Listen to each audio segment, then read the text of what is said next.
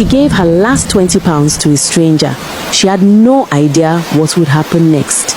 Lilian clutched her worn umbrella and ran. Her interview at Montgomery Properties was in 15 minutes, and the boss had broken down 3 stops away. She had spent her last money on this outfit: a second-hand blazer from a charity shop in Peckham, a skirt she had ironed 4 times to hide the creases, and shoes she had polished until her fingers ached. This job was everything.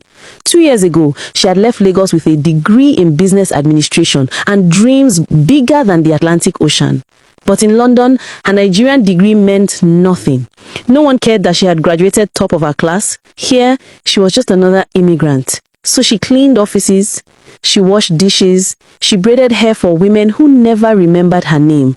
She sent money home to her mother and 2 younger brothers every month, even when it meant skipping meals herself. But today could change everything.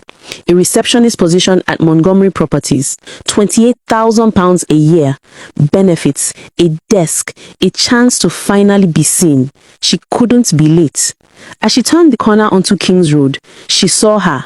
An old woman sat hunched at a bus stop, completely drenched. Her clothes were rags, a faded dress that might have been blue once, a cardigan full of holes, no shoes at all. Her feet were bare and swollen, resting in a puddle of dirty rainwater. She was shivering so hard her whole body trembled. Lilian slowed down. "Keep walking," her mind screamed. "You'll be late. You can't afford this." But her feet wouldn't move. The old woman lifted her head. Their eyes met. And something in that gaze, something lost and tired and desperate, cracked Lilian's heart wide open. She walked over and held her umbrella above the woman's head. "Mama, you can't stay here. You will catch your death in this cold." The old woman's voice was barely a whisper. "I have nowhere to go, child. I came to find my son, but I can't remember the address. I've been sitting here since yesterday." Lilian's stomach dropped. "Since yesterday? Have you eaten anything?" The woman shook her head slowly. Lilian looked at her watch. 12 minutes until her interview. She looked at the old woman. Shivering, starving, alone. She made her decision. "Come with me, Mama. I'm going to a job interview. You can wait inside where it's warm and dry. After I'm done, I will help you find your son." The old woman's eyes filled with tears. "Why would you help me? You don't even know me." Lilian smiled softly. "Where I come from, Mama, we say, when you see someone drowning, you don't ask for their name. You just pull them out of the water." She helped the woman stand, wrapped her own blazer around those frail shoulders, and together they walked into the storm.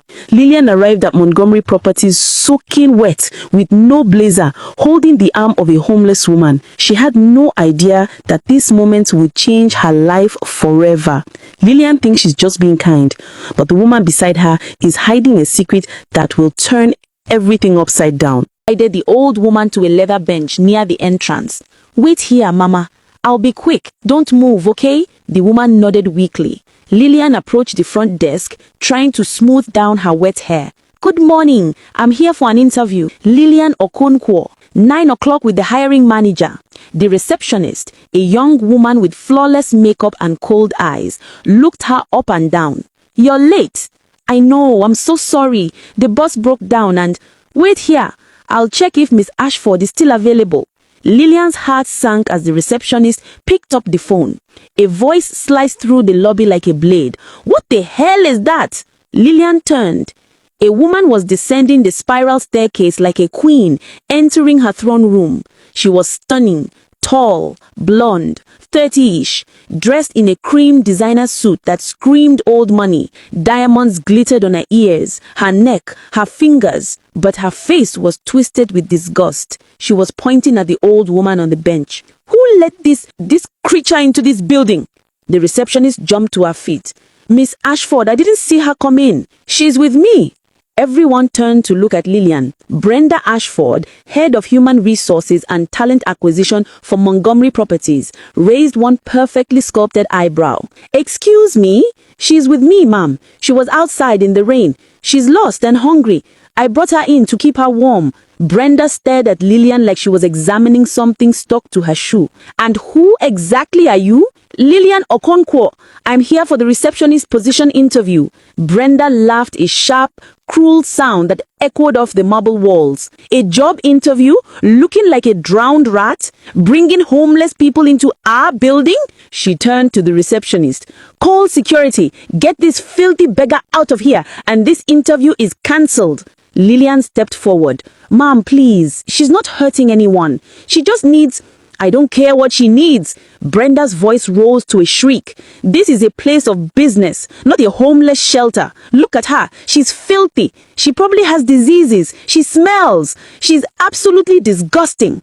The old woman sat frozen on the bench, eyes lowered, humiliated. Something inside Lilian snapped. "Don't talk about her like that." Brenda's eyes widened. What? What did you just say to me?" "I said don't talk about her like that. She's a human being. She deserves respect." Brenda stepped closer, so close Lilian could smell her expensive perfume. "Let me tell you something, little girl. I am the head of human resources and talent acquisition for Montgomery Properties. I decide who works in this building. One word from me and you'll never work anywhere in London again. I'll have you deported back to whatever village you crawled out of." She smiled coldly. "So take your little beggar friend and get out before I have you both arrested for trespassing." Lilian looked at the old woman, still sitting quietly, still trembling, still silent. Then she looked at Brenda. "You know what I see when I look at you, ma'am? A beautiful woman with an ugly heart. All your money and designer clothes can't hide who you really are inside. And I feel sorry for anyone who has to walk under you." The lobby went dead silent. Brenda's face turned purple with rage. "Security!" 2 guards rushed over. "Get them out, both of them, now!" The guards grabbed Lilian's arms. Another reached for the old woman. Lilian pulled free. "Don't touch her. I'll take her myself." She walked to the bench, helped the old woman stand, and wrapped an arm around her. "Come, Mama, let's go somewhere we're actually wanted." As they walked toward the door, Brenda's voice followed them like poison. "You'll regret this, little African girl. I'll make sure of it. You'll never walk in this city again." Lilian didn't look back. But as they reached the exit, a voice rang out from the top of the staircase. "Stop!" Everyone froze. A man stood at the railing above. Tall, distinguished, late 30s, black, with close-cropped dark hair and piercing eyes. Richard Montgomery, the CEO. He had been watching everything, and the look on his face made even Brenda go pale. The woman in charge just made a terrible mistake. The man upstairs saw everything. Richard Montgomery descended the stairs slowly, deliberately. His eyes locked on the old woman. The entire lobby fell silent. "Mr. Montgomery," Brenda said quickly, forcing a smile, "I was just handling a security situation. This girl brought a homeless—" "That's my mother." The words hit the lobby like a thunderclap. Brenda's face went white. "What?" Richard's voice was cold as ice. "That woman you just called a creature. That woman you threw into the street. That's my mother, Dorothy Montgomery." He walked past Brenda without another glance and approached Dorothy, his entire demeanor changing, becoming gentle, filled with concern. "Mom, thank God, we've been looking everywhere for you." Dorothy looked up at him with confused, watery eyes. "Richard, is that you, son?" "Yes, Mom, it's me. You're safe now." He turned to Lilian and his expression softened even more. "You found her. You took care of her." Lilian's voice was barely a whisper. I didn't know who she was, sir. She needed help." Richard's eyes glistened. "You brought her in from the rain. You are coming for an interview." "Yes, sir. But I understand if the position is no longer—" "Come with me. Both of you, please." He gently took Dorothy's arm and Lilian followed them toward the elevator. As the doors began to close, Richard's eyes found Brenda across the lobby. "Miss Ashford, my office. 1 hour. Don't be late."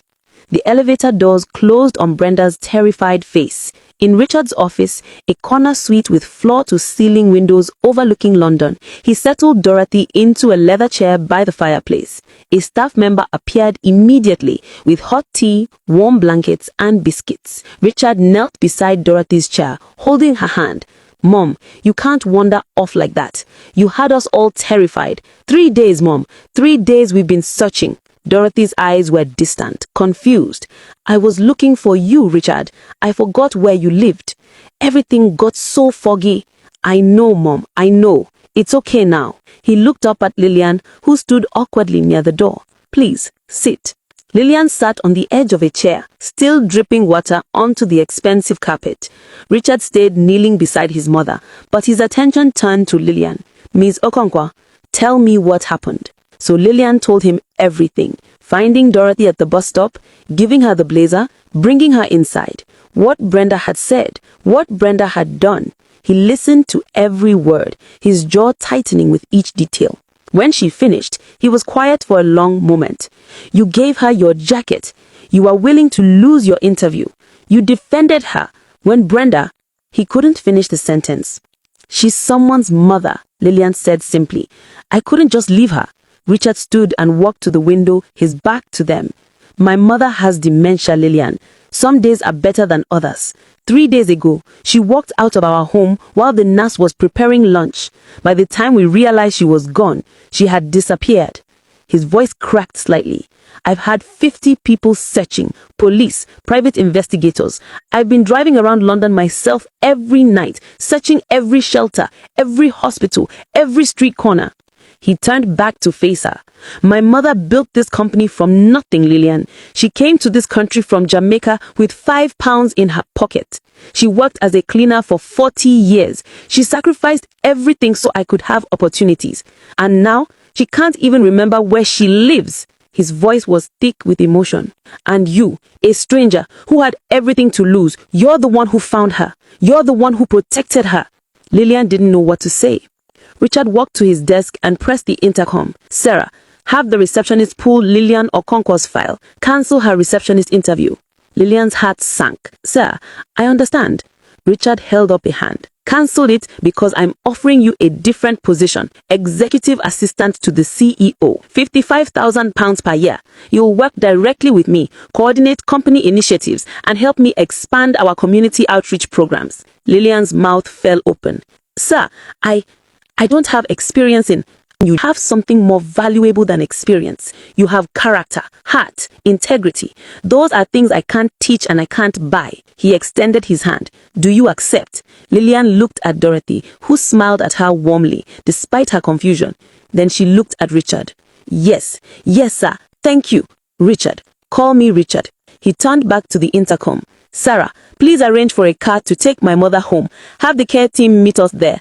And send a driver to take Ms. Okonkwo home as well. She'll need to prepare for her first day Monday. One more thing," Richard said, his voice turning cold again. "Send Miss Ashford in now." 5 minutes later, Brenda entered the office. Her confidence was gone. She looked pale, shaken. "Richard, I am so sorry. I had no idea that woman was your mother. If I had known..." "But you didn't know. And that's exactly the problem, Brenda." He stood behind his desk, arms crossed. "You saw an elderly woman in distress, and your first response was cruelty. You called her disgusting. You said she probably had diseases. You threatened to have Miss Okonkwo deported for showing compassion. I was protecting the company." "You were protecting your own sense of superiority." Brenda's eyes filled with tears. "Richard, please. I made a mistake. Let me make it right. I'll apologize to your mother. My mother won't remember any of this by tomorrow. Her memory is failing. But I'll remember, Brenda. I'll remember exactly who you are when you think no one important is watching." He opened a folder on his desk. "You're not fired yet, but you are on formal notice. Any further incidents of this nature and you're gone. Is that understood?" Brenda nodded quickly, relief flooding her face. Yes, absolutely. Thank you, Richard. I won't let you down." "You already have." Brenda left the office, closing the door quietly behind her. Richard sat down heavily in his chair and looked at Dorothy, who was falling asleep in the warm chair, the teacup still in her hands. Lilian's own eyes filled with tears. "My mother is in Lagos. I send her money every month, but I haven't seen her in 2 years. I know what it's like to love someone and not be able to protect them." Richard looked at her for a long moment. "You're going to do well here, Miss Okonkwo. I can feel it." She saved his mother. He just gave her a dream job. But someone wants her gone. Lilian stood in front of Montgomery Properties in a new suit, charcoal grey, perfectly tailored, purchased with an advance Richard had insisted she take. Her employee badge read, Executive Assistant to the CEO. This time, she belonged. The elevator doors opened on the 10th floor, the executive level. And there, waiting by the elevator, was Brenda. Miss Okonkwo, welcome to the executive floor. Her smile was bright, professional, and completely empty. I'll be coordinating with you on all HR-related matters. If you need anything at all, my door is always open. Thank you, Miss Ashford. Please, call me Brenda. The smile never reached her eyes. We're all family here. During the first 2 weeks, Richard was kind, patient, and encouraging. He walked Lilian through his schedule, introduced her to every department head, and explained how the company operated. You're not just my assistant, he told her. You're my partner in making sure this company has a soul. Lilian threw herself into the work. By the end of the first week, Marcus, Richard's head of operations, told him, she's a fast learner. The department heads actually like her. Richard smiled. I knew she would be. But Brenda was watching and waiting. In the third week, Miss Okonkwo, I need a favor. Brenda appeared at Lilian's office door with a stack of folders. The quarterly diversity reports need to be reformatted for the board meeting. Could you handle that? End of day tomorrow. Lilian looked at the stack. At least 12 reports, each one 50 pages long. That's a lot to reformat in. I know, and I apologize for the short notice, but the board is very particular, and Richard trusts you. I wouldn't ask if it wasn't important. Lilian nodded. I'll get it done. She stayed until 11 p.m. that night and came in at 6 a.m. the next morning. She delivered the reformatted reports at 4:45 p.m. Brenda barely glanced at them. Wonderful. Thank you so much. 3 days later, Richard asked about the reports. Lilian, the board meeting isn't until next month. Those reports weren't due. Lilian felt her stomach drop. Richard's expression softened. Brenda's testing you. Don't let her. If she gives you a task, check with me first. But the tasks kept coming.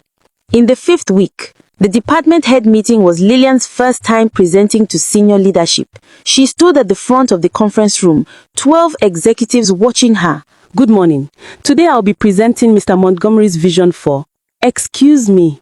Brenda's voice cut through the room. I'm sorry to interrupt, but I think there's been a miscommunication. Richard, didn't you want to present this yourself? Richard looked confused. No, I specifically asked Lilian to present. Why? Brenda's expression was all concern. Oh dear, I must have misunderstood. It's just, this is such an important initiative. I assumed you'd want to handle it personally, given Miss Okonkwo's limited experience. The room went silent. Richard's voice was still. Miss Okonkwo has my complete confidence. Please continue, Lilian. Lilian took a breath, and she delivered the presentation flawlessly. When she finished, the room applauded. One department head, an older woman named Patricia, approached her afterwards. That was excellent. Don't let Brenda rattle you. She does this to everyone she feels threatened by. In the 7th week, Marcus appeared at Lilian's door looking troubled. I need to show you something. He pulled out his phone and showed her an email chain. From Brenda Ashford to Senior Leadership. Subject concerns re-executive assistant position. I feel compelled to share some observations regarding Miss Okonkwo's performance. While I appreciate Richard's compassion in hiring her, I have concerns about missed deadlines, see attached documentation, lack of professional experience, cultural fit with our organization, whether this position is sustainable long-term. Lilian felt sick. Cultural fit? It's code, Marcus said grimly. She's trying to get you fired without saying the racist part out loud. But Richard knows. He's documenting everything too. Brenda is digging her own grave. She just doesn't know it yet. He paused. For what it's worth, Lilian, you are the best assistant Richard has ever had. The whole executive team knows it. 3 months later, Lilian had survived. More than survived. She thrived. The department heads requested her in meetings. The staff came to her with questions. Even the board members knew her name. You've proven yourself 10 times over, Richard told her one afternoon. I have a meeting this Friday. with someone very important to me. I'd like you to come. Of course. What do you need me to prepare? Nothing. Just be yourself. This person values character over credentials. Lilian was confused, but nodded. All right. Where's the meeting? A private residence in Kensington. I'll have the address sent to you. He smiled mysteriously. Trust me, Lilian. This meeting will change everything. 3 months of impossible tasks. Then she gets a mysterious invitation that changes everything. Richard's driver picked up Lilian at 9 a.m. Richard was already in the car, looking unusually thoughtful, almost nervous. This person is very important to me and very private. The car pulled up to a beautiful townhouse in Kensington. A professional woman answered the door. Mr. Montgomery, she's expecting you. They walked through elegant rooms until they reached a sunlit sitting room. And there, seated by the window, was Dorothy, but she looked nothing like the woman from the rain. She wore an elegant navy dress, her grey hair styled perfectly, adorned with pearl jewelry. She looked like royalty. Lilian froze. Mama! Dorothy smiled warmly. Hello, child. Lilian rushed forward, kneeling beside her. Mama, you look incredible. Is your memory better? She stopped. Dorothy's hands weren't trembling. Her eyes weren't confused. They were sharp, clear, focused. Lilian pulled back slowly, standing up. You're not sick. No, child, I am not. Lilian looked between Dorothy and Richard, confusion turning to alarm. I don't understand. Richard said you had dementia. Dorothy stood. Sit down, Lilian. You need to know the truth. What truth? What is going on? The woman you met in the rain, that was an act. It was a test I designed. Lilian blinked. A test? Yes. The lobby, the searching, all of it was planned. Lilian stood abruptly. So you were pretending the whole time? Yes. Lilian turned to Richard, betrayal flooding her face. You knew this whole time? Richard nodded. Yes, Lilian, I knew. You watched me struggle. You let Brenda torture me, and you knew it was fake. I gave her my blazer, my food, my interview. She looked at Dorothy. I thought you needed me, but you were rich this whole time. You were just using me. You are right to be angry, Dorothy said softly, but you deserve to know why. Why? Lilian laughed bitterly. What else could there be? Dorothy straightened. I need to tell you the truth about Richard. What truth? Richard is not my son. I hired him 10 years ago to play that role. Lilian's eyes went wide. You hired him? She turned to Richard, shocked. So you were pretending to be her son, the reunion, calling her mom, all an act. Richard spoke calmly. Yes, Dorothy hired me to be the public face of her company. She told me her plans, and as part of our agreement, my name was legally changed to Montgomery. My authority is real, but the family connection was not. Lilian shook her head. So nothing was real. Dorothy's voice cut through. Lilian, I built Montgomery Properties. Lilian's eyes went wide. Wait, you built Montgomery Properties? Yes, I founded it 52 years ago. Richard works for me. Lilian looked at Richard, stunned. You're not the owner? No, Richard said quietly. Dorothy is. She's always been the owner. Lilian sank into the chair. So you own everything? Everything. Lilian's hands trembled. But why? Why all this? Dorothy sat down. Because I needed you to understand where I came from. She took a deep breath. 52 years ago, I came to this country from Jamaica with £5 in my pocket. I was 23, alone, terrified. Her eyes grew distant. I worked as a cleaner, Lilian, just like you did. I scrubbed toilets where people threw towels on the floor like I was invisible. I rode night buses through London winters because I couldn't afford a flat close to my jobs. She looked at Lilian. I know what it's like to be nobody. Lilian's anger wavered. But I saved. I learned. I took risks. And slowly, I built Montgomery Properties from nothing. I became one of the wealthiest women in London. Dorothy's smile was sad. But wealth insulates you. It separates you from the world you came from. I forgot what it felt like to be invisible. She leaned forward. 10 years ago, I needed someone to be the public face of my company. I'm a private person, so I hired Richard. Richard spoke quietly. When Dorothy hired me, I was 29, fresh from Cambridge with an MBA. As a black man in British business, I knew what it was like to be underestimated. Dorothy saw my potential. He looked at Lilian. My authority is real. The senior board knows the truth about our arrangement. But my power, my decisions, all real. Dorothy nodded. And now, it's time for the next chapter. She pulled out legal documents. I'm 75 and healthy, but I won't live forever. 3 months ago, I needed to find someone to inherit everything I'd built. Her eyes glistened. But how do you test for character? You can't interview for compassion. She smiled through tears. So I created a test. I dressed in rags. I sat in the rain for 3 days. I waited to see who would stop. A tear rolled down her cheek. Hundreds of people walked past me, and then you stopped. Lilian's tears started again. You gave me your jacket, your food, your future. When Brenda called me disgusting, you defended me. Dorothy placed documents in Lilian's trembling hands. That's when I knew I'd found her. Lilian stared at them. Found who? The person worthy of everything I've built. Dorothy opened the folder. Transfer of ownership. Montgomery Properties Limited. From Dorothy Montgomery to Lilian Okonkwo. Lilian's breath caught. Her hands shook violently. This says you're giving me the company? Yes, the entire company. Lilian looked up, pale with shock. You're making me CEO? Owner and CEO, Dorothy corrected. No shareholders, no investors. My lawyers spent 3 months preparing this. It's all legal. Richard added, I'll stay 6 months as advisor, then start my own consulting firm. But the company is yours. Lilian stared at the documents. People don't just give away companies worth £200 million. I'm not giving it away, Dorothy said fiercely. I'm passing it to someone who earned it. Someone who stopped in the rain. She cupped Lilian's face. You are exactly what this company needs. Someone who remembers what it's like to be powerless. Someone who sees people when everyone else looks away.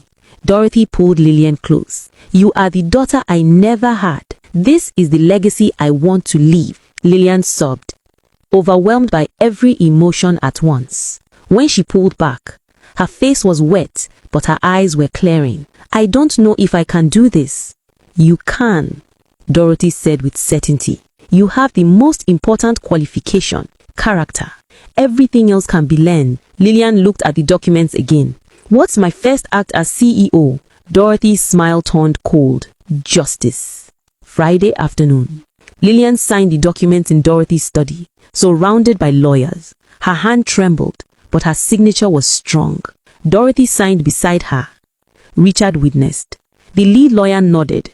Effective Monday morning, Miss Okonkwo, you are the owner and CEO of Montgomery Properties. Lilian took a deep breath. Dorothy placed both hands on her shoulders. Welcome to your new life. Lilian looked at her, then at Richard.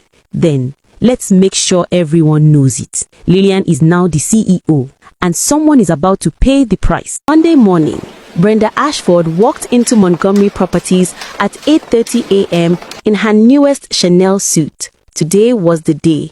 She'd finally recommend Lilian's termination. She walked into Richard's office without knocking and stopped dead.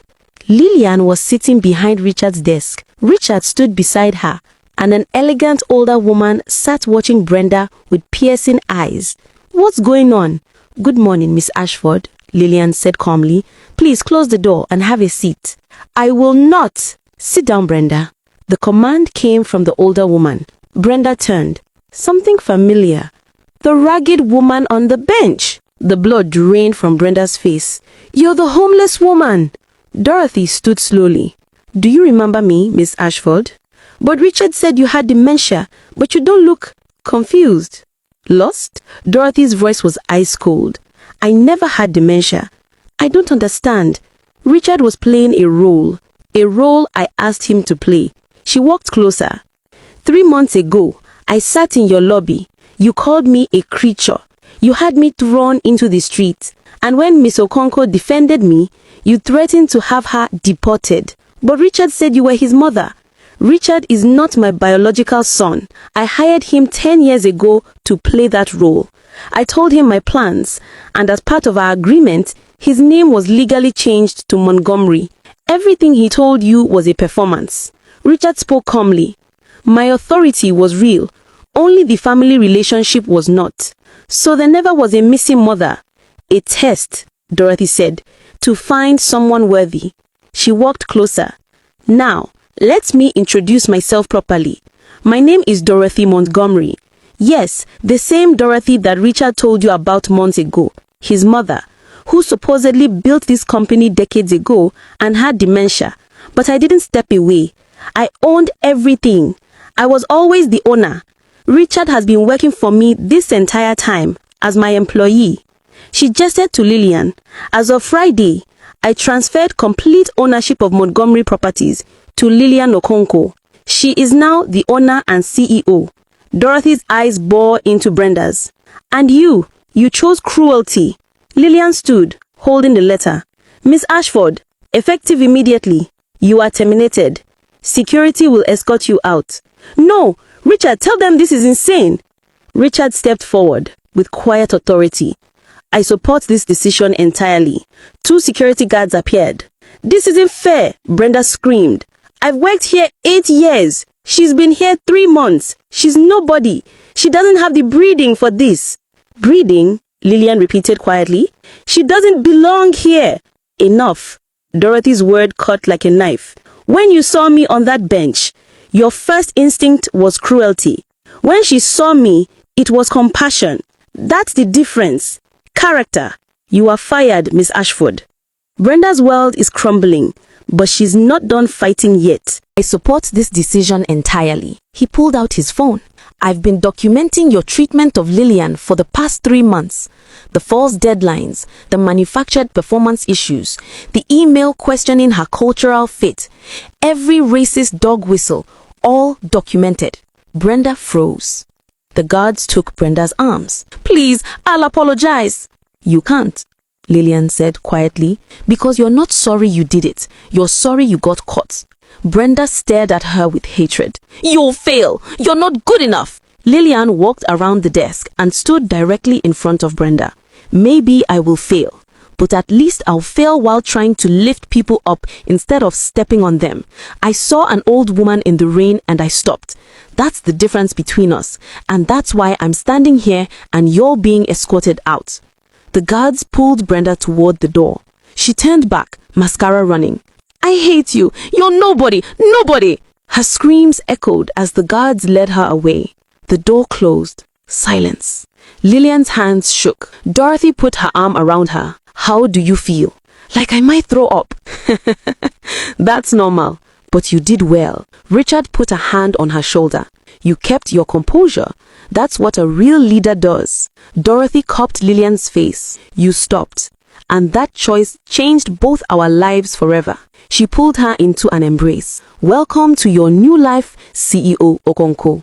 3 hours later, the staff meeting was packed. Richard stood at the front. I have an important announcement. Dorothy walked into the room.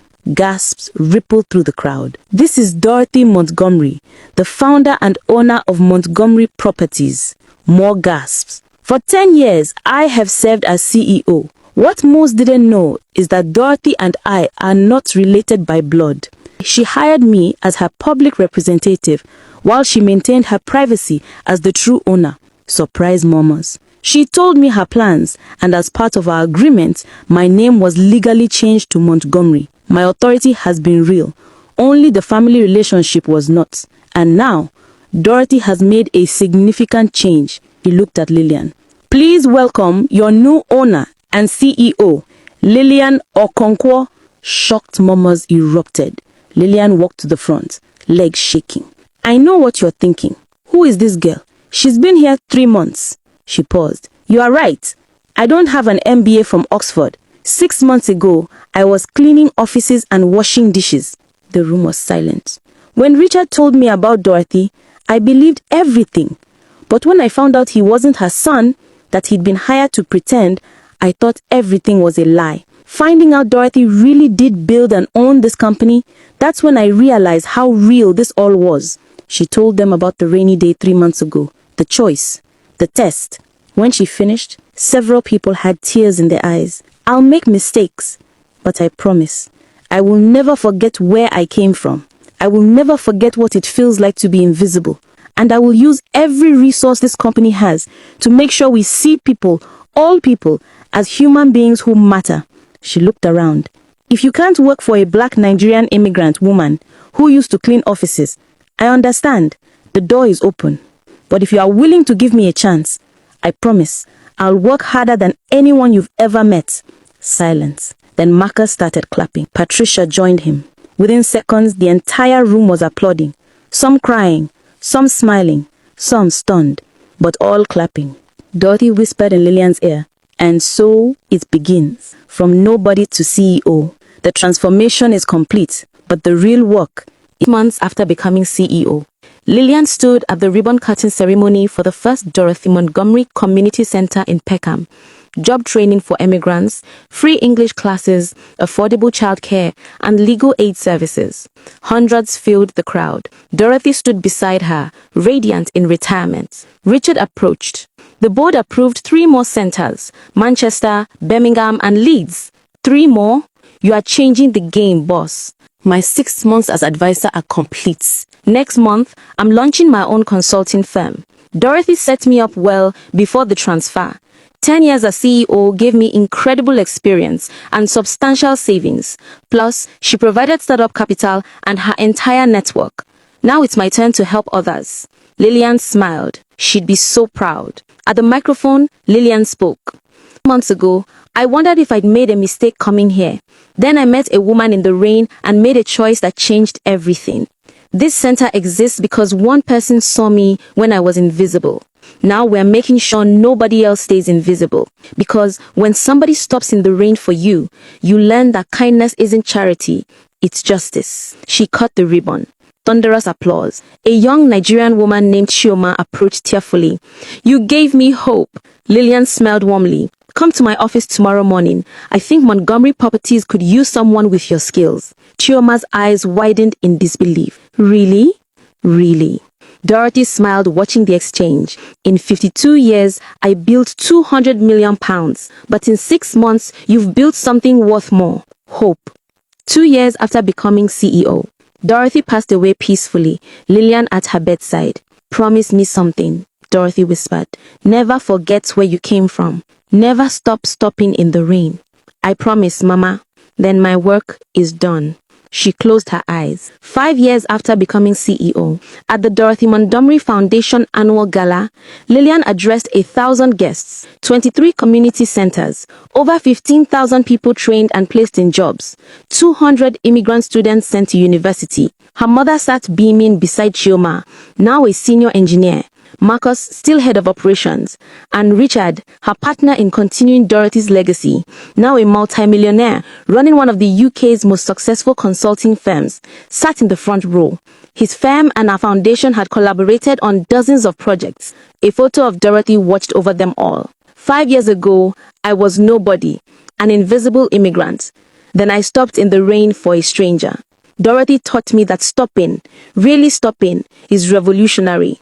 That seeing someone can change not just their life, but yours. Dorothy's legacy isn't this building or the money. It's you. Every person who has stopped in the rain for someone. She gestured to Richard.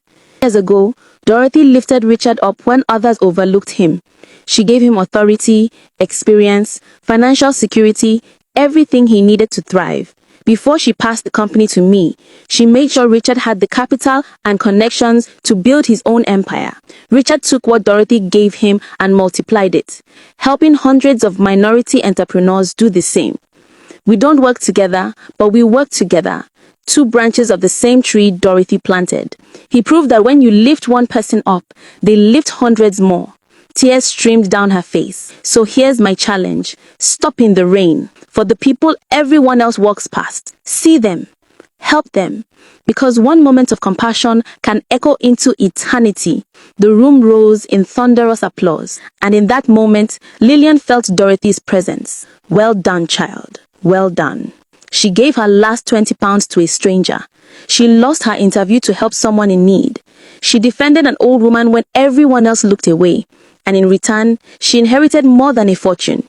She inherited a mission to see people, lift people, and remember that kindness is the strongest force in the world.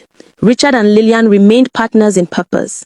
They met quarterly to discuss foundation collaborations. How many lives changed? How many doors opened?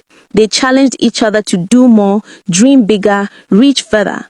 Not friends, not family, something better. Two people bound by Dorothy's mission, proving that one woman's compassion could echo through generations. Never underestimate the power of stopping in the rain. From nobody to somebody. Now, she's making sure nobody else stays invisible.